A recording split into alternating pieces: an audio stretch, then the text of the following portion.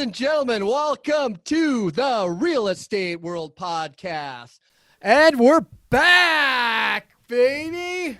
Ladies and gentlemen, this is Scott Picard, and you have joined the Real Estate World Podcast, already in session. Yeah, baby. Well, the sabbatical has ended, Jeremy. We're back in the bunker here in flyover country. And I think today we are really fired up. We've got months of rage and facts and honesty to get out here in a very short amount of time. I think the last official episode, we were talking about the year of the water boar. No, well, It's the man, bear, Chinese pig. I zodiac. think man, bear, pig. Man, bear, pig, baby, monkey, baby. Yeah, it monkey was baby? The earth Puppy pig. monkey baby. Yeah. Puppy monkey baby. Well, okay. Well, that was the January 2020 episode. However, we did tons of post-COVID episodes. In fact, for a while there, we were going daily, which was a lot of fun. But boy, I think we put in our 2 weeks to stop the spread penance. well, it was 2 weeks, right, to flatten the curve. Right. And stop. It was the ask from the governor here in flyover country. Governor Hot Dish, they call him. Is that what they're calling Waltz, or have been calling him? Not in my parts. Oh, they call it because he's Mr. Down to Earth, right? And when what we're referring to is when the COVID crises, hysteria, New normal. Yeah, the new normal started. Governor Waltz came out and announced that he was going to ask. He wasn't going to require, but he was going to ask everyone to stay home except for essential workers, of which realtors were considered essential, property managers, along with healthcare workers, grocery store clerks, checkout folks, stock. I want to say stock boys, but that's very discriminatory, sexist, right? Stock people. Stock people. They were all considered to be essential, and that 2 weeks turned into 5 weeks because there was an additional 3 weeks. Restaurants were closed, gyms were closed, and then we rolled into the summer, and next came a mask mandate from the governor. Again, another ask, although this ask also came with a fine and civil Looking back penalties. at it, restaurants opened up, was it at the end of May? Something like that. Middle Early to the June, end of May. It seems like yesterday, and it also seems like a one dystopian nightmare away. Now we are in, I would say, week 3 or week 4 of the most recent shutdown here in flyover country, where the restaurants and gyms are closed, and life goes on. Life goes on. Sans indoor dining, because you're not going to be doing any outdoor dining here when the mercury plummeted to 9 degrees this morning. I did go on a 45-minute run in said 9-degree temperature, Which is about 9 miles for you. I've been known to break the 4-minute barrier at times. So yeah, I would say about 9 plus. Okay. Yeah. So String a couple of those together. yeah. So it's 3 days in a row for me. I think I have probably 15 or 16 miles over 3 days, which is not going to win the Boston Marathon, but it's definitely going to help the fight against my waistline. I don't know about COVID, but hopefully COVID boost my immune system, help with the tumor, and amongst other things. So, and it definitely helps with my mental clarity. So, nothing like running in the cold. In fact, the colder the better, in my opinion. You protect the skin, dress up warm, and the appendages tend to bear the brunt of it. Jeremy? Nothing like inverting those appendages. Well, I'll tell you what. Sometimes the outie can become an innie when you're going into the high winds, if you know what I mean. And the struggle's real. Trust me. When it gets below 10 degrees and you're running into the wind and you don't have the right garments on, there's parts of your body that tend to want to hide. Let's just put it that way. So we're keeping this at least R-rated today, so we're not going to go into any further details. There's so much to talk about. We're coming off of a fairly phenomenal real estate year. To be candid, it set records in most markets. We happen to do a lot of business in Minneapolis. That set some other records right now, which aren't so positive. We had an awful summer of unrest coming off of the George Floyd tragedy, and still the neighborhoods in Minneapolis are still feeling the after effects. We've got a very 7 months later. I think that was end of May. We're coming up at the end of December. Yeah. There's still a few block shutdown / barricade where ground zero occurred. So. Yeah, and as many of you know, we run a property management business along with our real estate brokerage. So we see a lot of different perspectives on the market from, an owner-occupant's point of view all the way through an investor's point of view, a tenant's point of view.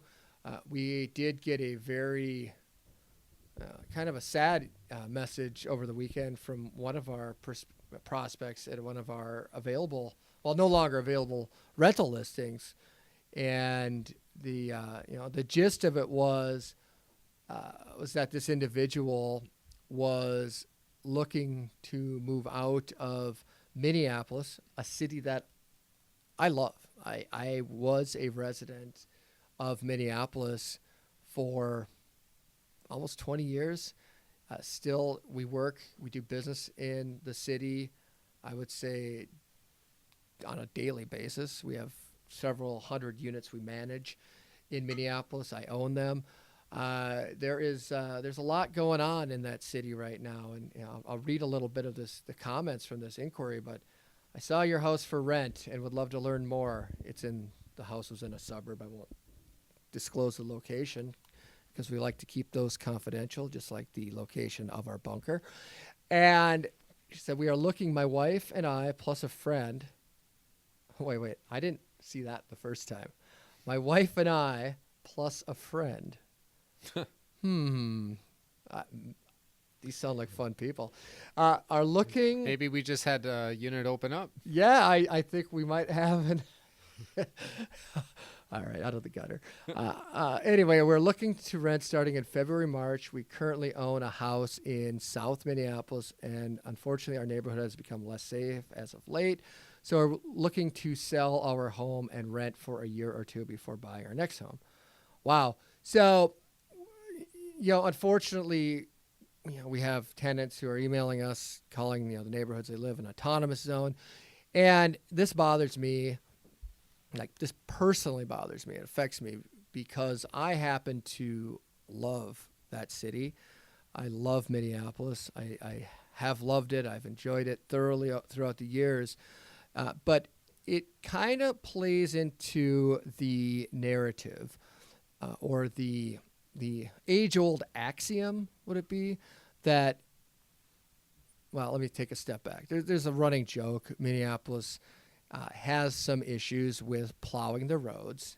I remember showing properties many times where I'd be showing in Minneapolis and people were flexible and we'd cross over into an adjacent city and we'd go from roads that looked like they'd just been carpet bombed to this pristine, clear, clean, looked like a bazillion pounds of salt had been dropped on roadways that were fabulous to drive on. And the thing with Minneapolis, people are willing to put up with that. People are willing to put up with some parking difficulties at times, particularly in the dense urban core. They're willing to put up with some issues with traffic at times. But man, when you take into account the fact you had dining, you had the arts and entertainment, bars, restaurants, multiple theaters. People are like, I'll pay the higher taxes. Yeah, it's worth the pain in the ass, the higher taxes, the bad parking. Yeah, to be close to the amenities. You engage in some horse trading for your lifestyle. You give up some things that the Hummer driving barbarians in the suburbs with their mega mansions would never deal with. Correct, right? So a couple of things happened though this year. We had COVID, and many of the employers decided that a remote working situation could be viable in the short term. So you saw a lot of the downtown office buildings clear out and have not been repopulated yet. Those of you familiar with Minneapolis in particular, the cold northern cities, many of them have these things people call tunnels when they come here. It's like a big hamster cage with all these tunnels. We call them skyways. And it is absolutely eerie walking through the skyways now. As someone who worked downtown for about 4 years before my real estate career, I mean, those things were bustling with activity at any season. In the summers, many people stayed in them because they were cooler than being outside. The winters, for sure, you stayed in them because if you walked outside for more than 12 seconds, your nose would fall off from frostbite. But what we're seeing here is, people, they've lost the arts, they've lost the entertainment, they don't have the dining right now. You have lost many of the things that the employment downtown that drew people in the downtown to live in, obviously to work, but it made it more convenient for many people to live. And that's all unfortunate, and we hope temporary. But the biggest thing we're seeing is this increase in crime in areas that weren't necessarily prone to the type of activities we're seeing now, criminal activities like carjackings and stuff. So, there was a movement to defund the police, and I have been pretty clear what I think about that. For a whole multitude of reasons. But to round turn 4, and I'm going to go high here on turn 4, Jeremy, and you know what happens when you go high on turn 4? Sometimes you get put in the wall. Is the Days of Thunder reference? Thank you. Thank you. And I'm going to go high. Cold trickle. He's going high. He's going low. Son of a bitch. Anyway, here's the thing with turn 4. You go high, it's high risk but high reward. I don't support to defund the police, and here's why. The impact we are seeing in these communities, particularly Minneapolis, again, a city I have the most experience in and that I love, is that crime has spiked. Shootings are up, approaching record numbers. Murders are up. Carjackings, muggings, breaking and entering. And it's scaring the hell out of people. And I'll tell you what, people will put up with a lot. They'll put up with the high taxes. They'll put up with the traffic, some of the more cozy lots, communal living, whatever. But they're not going to put up with not feeling safe. And we are seeing, and there's a lot of people who are either in denial or just, I'll say it, turn 4 comment coming. They're lying. They're lying when they say there's been no impact from this defund the police movement. And the people that are suffering most are the people who can't afford to move, who are actual lifelong residents of the city, and they're feeling trapped and they're getting angry.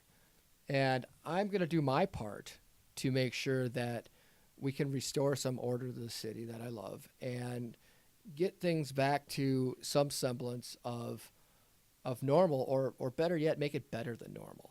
When people talk about the new normal, there's usually it becomes almost a pejorative to say that it's worse, but we have to deal with it. And I reject that wholeheartedly, and I reject that with every ounce of my being. And I say, you know what? Okay, maybe we can't go back to normal, but then let's take the pieces of normal that we liked and make it better. All right? And make it better than it was before. Not, we're going to, struggle through this and accept this lifestyle of lack and scarcity. Let's make it safer. Let's make it better. Let's create an environment where small businesses can thrive. Because the other effect you're seeing in this pandemic is this consolidation of wealth where many small businesses are failing. All right? Look at how many restaurants are never going to open again. And I don't know. We're focusing on Minneapolis today, but I think you can take the same blueprint, if you will, and apply it to many of your urban centers throughout the country. I know we have many listeners who listen in from the coast, you coastal elites, and kind of flick their nose when they fly over the center of the country. I understand that. We wear that shunning, that dismissiveness like a badge of honor. Anyway, but you folks know this. You know what I'm talking about. You have many restaurants, many small business owners who are never going to open up again. And what we're kind of seeing is a consolidation of wealth into many of these large corporations. Not to pick on Amazon. I'm an Amazon rube. I think what they have done with for shopping and being able to get products to the people, I think you'd call that distribution, is nothing short of amazing. All right, it's nothing short of amazing. The fact I can pick up my phone and order almost anything I want and have it within 48 hours if I'm willing to, in many cases pay nothing for the shipping, but in many cases pay the freight. Sometimes as quick as 2-3 hours. I think that's phenomenal. Oh, go ahead, Jeremy. I think what's amazing.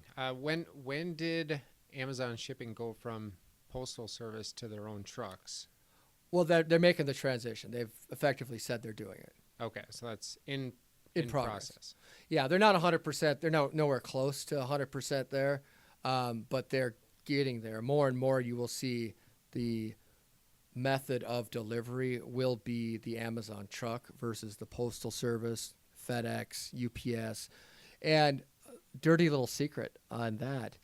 Many people don't realize this, but the United States Postal Service, which is kind of eating itself right now. It's kind of like, have you seen Spaceballs? I have, yeah. Do you know who Pizza the Hut is? I was gonna say, are we talking about Pizza the Hut here? Pizza the Hut. I'm bringing out some things from the archive, some references that some people may not get, but you will in time. Remember when Pizza the Hut got trapped into the taxi and he ate himself to death? No. Okay, well, you're not paying attention. Okay, Jeremy, I keep saying this. Details matter in life. I remember when his sidekick was eating the pepperonis out. Yeah, he said he's delicious. Yeah. Yeah, okay. So, anyway, it was towards the end of the movie. Watch it again and pay attention, please. So, the United States Post Office is kind of eating itself. It's got some structural changes that need to happen, and no one wants to hear it because part of the problem is, 50,000 small post offices in towns with a population of less than 10 will probably be closed in order for it to truly be able to run efficiently in the future. And what people also don't know is the letter, the stamps you buy to mail a letter. People still do that, which reminds me, I need to get my Christmas cards out that I was complaining I didn't have and now have and haven't done anything with. But Looks like you missed that deadline. Probably, but we're going to do it anyhow. But it'll be a New Year's card.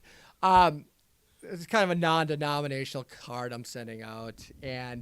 But what happens is the letters subsidize the packages. Like the post office delivers many of the packages that you send at a loss. And their rates don't cover the actual cost of shipping. And that's a problem. And there's reasons for that we won't get into today. But I would ask everyone to take an objective look at how the United States post office is being run, and understand that in order for us to save it without massively subsidizing it, which that's a whole other topic, but they're going to need some changes. So back to my point, though. So my question is, with all the money that Amazon saved using the post office, shipping things at a really discounted rate, and that's a great business strategy to build their own fleet and effectively compete against the post office, because they've been transitioning from postal delivery service to their own services for the last 2 years. Yeah, and the beauty of that for them is Amazon, Jeff Bezos, the people running the company, are incredibly good at exploiting an advantage. And I don't mean exploitation like child labor, in that sense. I mean exposing a competitive advantage to their benefit. Jeff Bezos, I saw an interview, I think it was a TED Talk or something. He was in Germany or Belgium, and it was a few years back that it was recorded, and I watched it in the last 12 months. But he said at an early age, he would always look at a process, a business, something that was going on, and understand the inefficiency in it. And that was his gift, was to look at something that was happening and say, okay, how do we make it faster?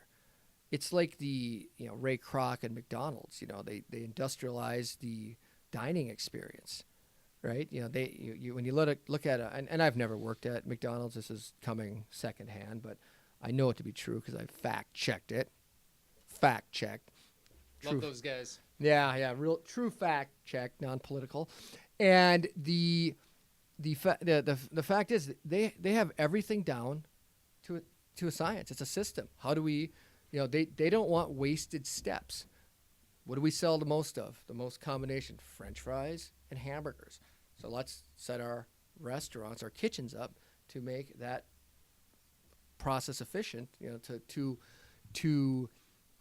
To fulfill orders of hamburgers and French fries. And I know you McRib snobs out there are going to say, well, what about the McRib? And I will tell you, that is a tasty sandwich, that McRib. But there's some genius there, too. We'll cover in a different episode about the McRib, because there's a great story behind that. Anyway, so I'm going on McDonald's. Jeff Bezos, back to Bezos, and then we're going to get back to real estate, because this all kind of ties in. So stay with me, everyone. Don't drive your car into a snowbank or anything. So Bezos, his gift has always been, how do we fulfill, Amazon started as a book seller, but it really, his dream was really, from what I understand, not to be a bookseller. They just sold books because books had an amazing system set up already to fulfill orders. Like each book had a unique code, if you will, and there were lots of them. So, and you could sell used books, new books.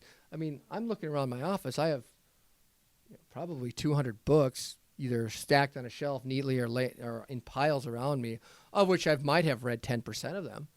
But Bezos, they set up this online retailer for books, but they quickly moved into other things.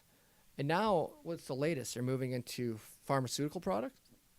True, yes. So how do you compete with a place that doesn't have to have a brick and mortar component?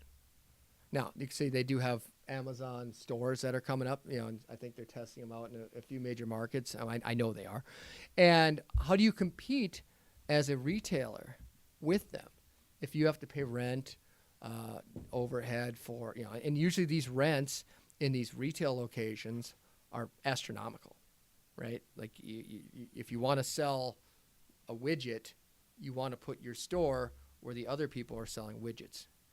All right, usually the main street where all the traffic, either the foot traffic, the car traffic. You ever notice that when you're shopping for a car, all the car retailers are in the same spot? And you say, well, why do that? I'll go put my shop 10 miles away, and then people will drive over to get cars. I won't have any competition around me. Well, guess what? People have tried that, and it doesn't work. People, when they go shop for a car, they want to go to a few different dealerships most times, unless they're really have huge brand loyalty, which that's awesome. But car dealers have found they make more money when they're by other car dealers. It's easier to haggle prices if the salesman sees you walking across the street to the other dealership. Right. Yeah. I mean, automobile is a commodity that has lots of reasonable substitutes, right? And yeah, there's differences in qualities, but there's who makes a really great car?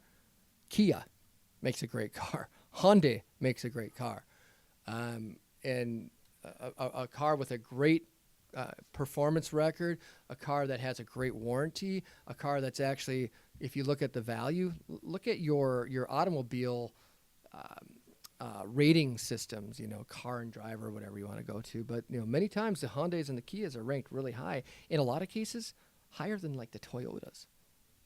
So, and Toyota, I'm saying that not to pick on Toyota. I'm saying that as a compliment to Toyota.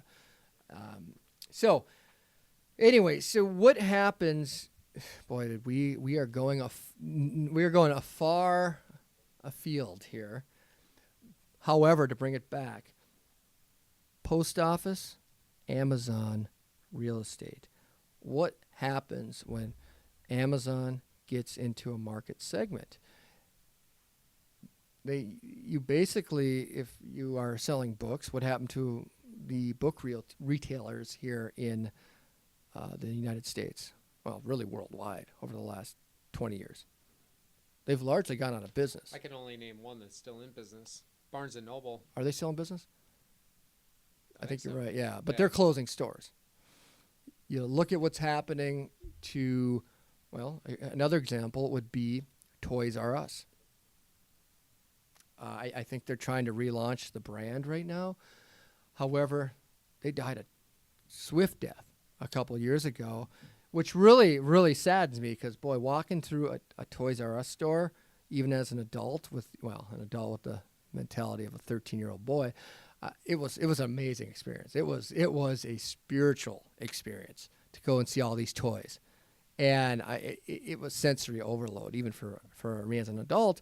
And you don't get that experience anymore now that they're gone. So how do you compete? Well, now you just have to watch YouTube and watch other kids play with their toys. Isn't that amazing? Isn't that amazing? Like it's just not even playing with the toys. Sometimes it's just opening up the package. Yeah. What's the kid Ryan? Ryan's World. Ryan's World. He's got a damn TV show now, and that kid would open up toys basically. Was all he did. And sometimes he'd play with them. I think it evolved to him playing with them, and then, or what is it? The eggs, the Play-Doh eggs. Yep. Like it was a set of hands opening things on like little figures out of Play-Doh. Millions and millions of views. The real winners is when the egg is wrapped in aluminum foil. Oh yeah. There's two openings. Yeah, open the foil, then peel off the Play-Doh. Man, what if you could get Cardi B to B or D? Cardi B. I should know that. I mean, anyway. Aren't you in her music video? I am in her music video. Or should be. Anyway, it really is it's amazing. So what's the real estate point here? Well, there's 2 points. Number one is what Amazon is doing in terms of taking over markets, taking over industries, has a dramatic effect on the value of first off, commercial real estate, but then secondly, as many of these retailers go out of business and leave these malls, strip malls, what have you, what is the impact on the residential market once you lose a big box retailer? And I know I don't even want to use Sears or Kmart or JCPenney because I think the only people that still go there are, I would say my grandparents, but they passed away years ago. Maybe my mom, and she's in her 60s. I don't even know if she goes there. Sears, we could do a whole. We could do three. I don't know if any of those are still around in that part of flyover country. I No, think they all they're- shut down. Yeah, the Shopkos, the Pomidas, these are all dying brands. Gap is a dying brand. Okay, the Victoria's Secret, dying brand. Yeah, we see more of those stores closing to do opening, I'm sure. So, I think we could do a whole segment on just retail, real estate, and the how that changes, how a city is designed, really, like, in how people live, right? And you do see the rise of more boutique shops, and Starbucks, of course, right? But even Starbucks is closing like 400 locations this year, 500, and they do close them every year. By the way, people who don't know that, they close several hundred locations every year. They just open so many more, but the underperforming stores are gone quickly.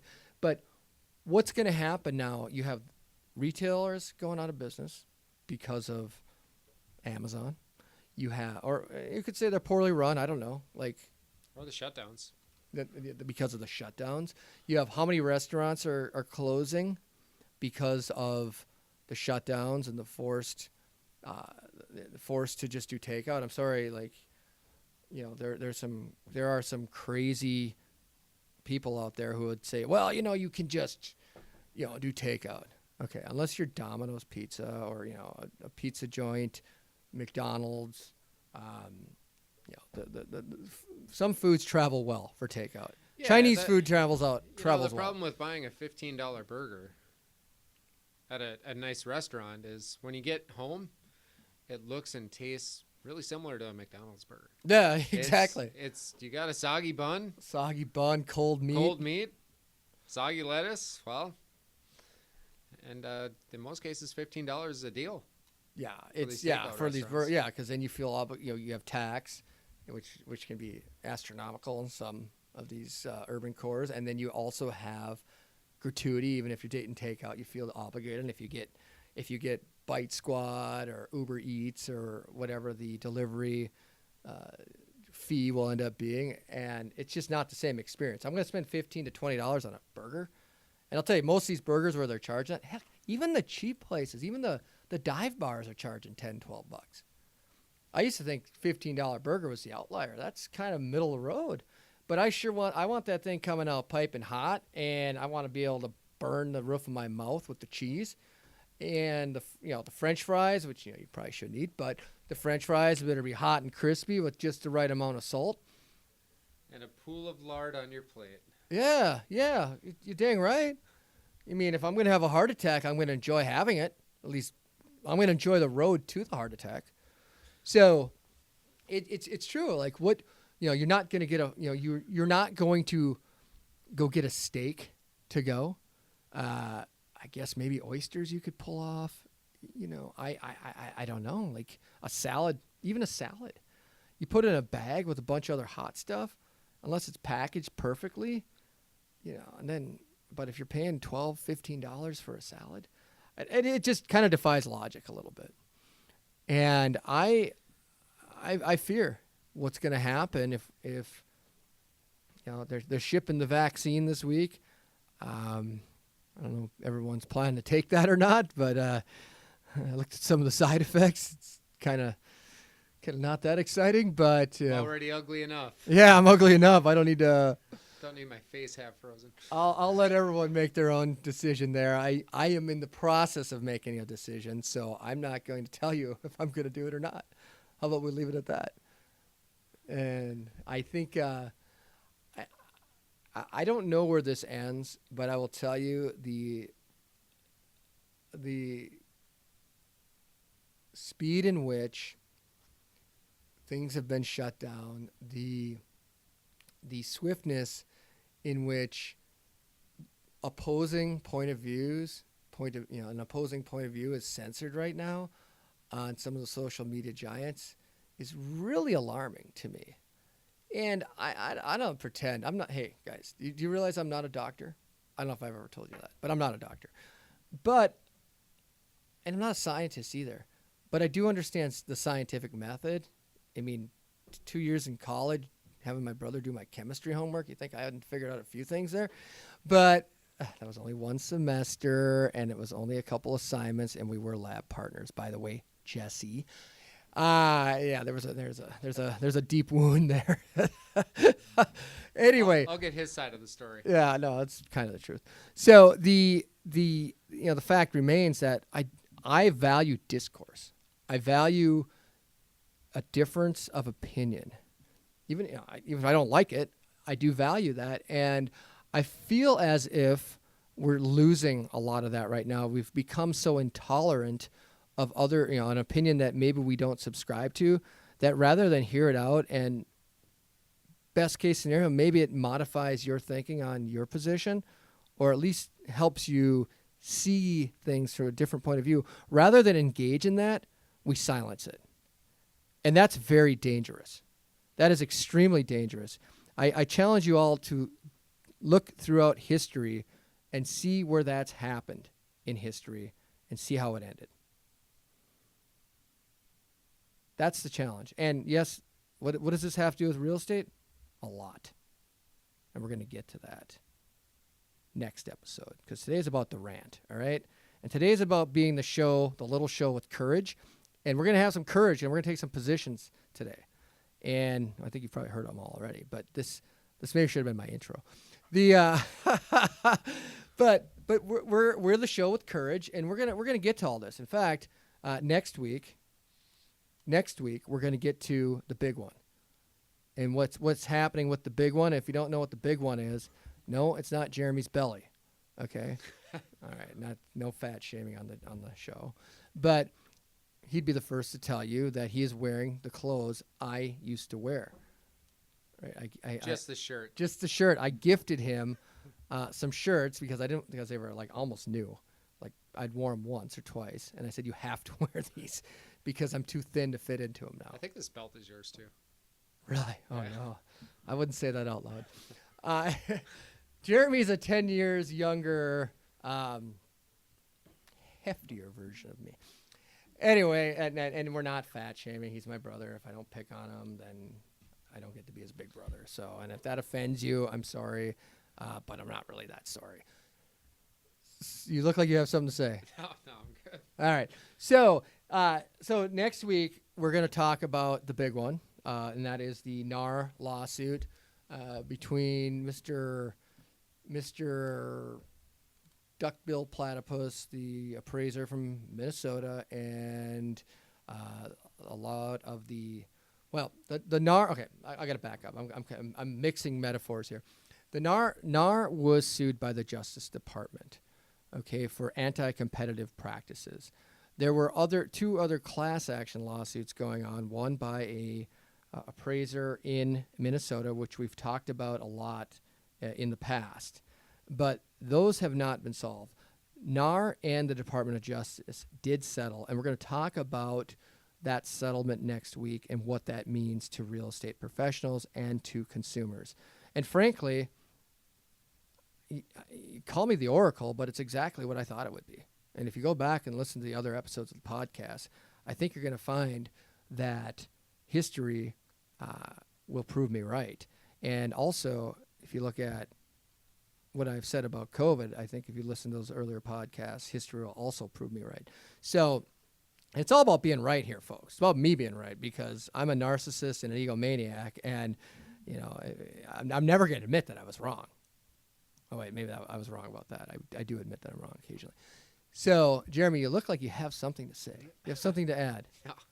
I'm just agreeing with everything here. There you go. It's easier that way. It's safer. Anyway, so that's next week. And that will be our real estate war segment. All right. There's no other way to put it. We're going to talk about some disruptors. We're probably going to have, and when I say probably, I mean we definitely are going to have a very bitter person on. All right. Our bitter friend from the South, my brother Jesse, and he happens to be Jeremy's brother too, pending a little swab in our mom's cheek. But he's bitter. He's bitter. He's always bitter about something. We're going to have him on. We're going to talk about it. And I'm not going to tell you what the topic is because we got to hold a little back, right? You can't give the cow and the milk, okay? So, for sure, DOJ versus NAR.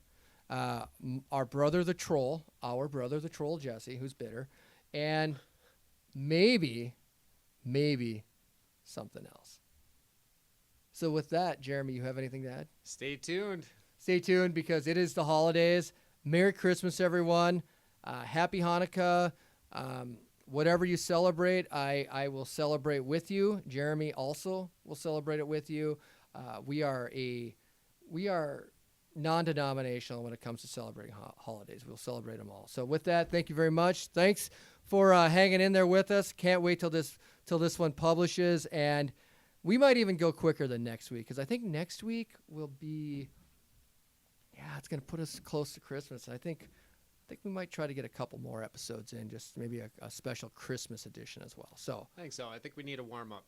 Yeah, I do. I think so. And last year we had a episode of reflection and one of prediction. So we might have to go back and listen to those. So with that, thank you very much. I am Scott Pekarik. This is also Jeremy Pekarik, our sidekick, lackey, and producer, and wishing you all the happiest of holidays, and we're out of here. Boom!